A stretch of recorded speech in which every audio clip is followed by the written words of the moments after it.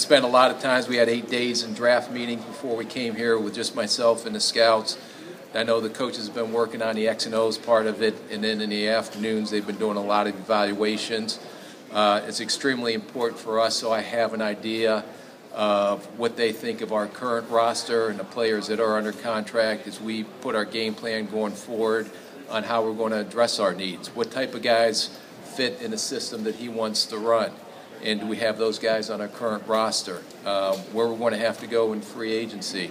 What we're going to be looking at the draft. It's a lot different with the traits that he's looking for that'll give us an opportunity to look at players that maybe potentially we didn't look at in the past just because of the fit in the system.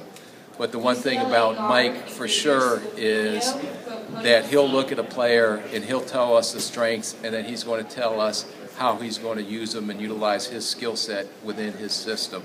So it's been very refreshing, and I know I'm very excited to get this team built, to add the pieces that we need to add, and looking forward to the upcoming season. Questions? Rick, Cordarrelle Patterson, one of the most exciting draft picks in recent memory. It's an interesting situation because you drafted him under a different offensive regime last year. We saw him explode down the stretch. He obviously used a lot like Harvin just to get the ball on his hands. This is pretty raw. How do you make sure that he doesn't get lost in the new offensive system? And I mean, is that something that you discuss to make sure that? Yeah, I know Norv already put in 10 plays for him. That was the first thing he was doing when he was putting the X and O's part of it together. He is a unique talent.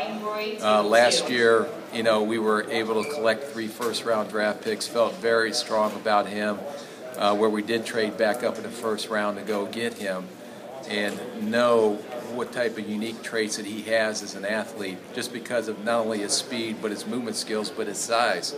And what when we did trade Percy Harvin away last year, we wanted to get that dynamic returner back. We wanted to get a guy that had traits that Percy Harvin had for us, and it's a young guy that I think is just going to continue to develop, and I expect him to thrive under Norv. Can you tell us what type of plays those 10 plays are? Yeah, no, I'll get it right after this. If you guys want the book, we'll get ahead and get it to you.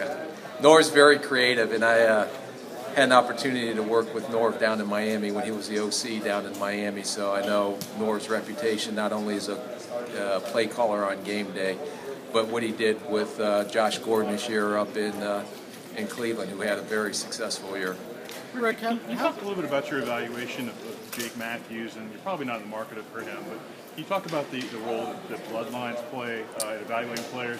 I was actually down in Texas A&M on one of my trips this fall, and that's a player that stayed in.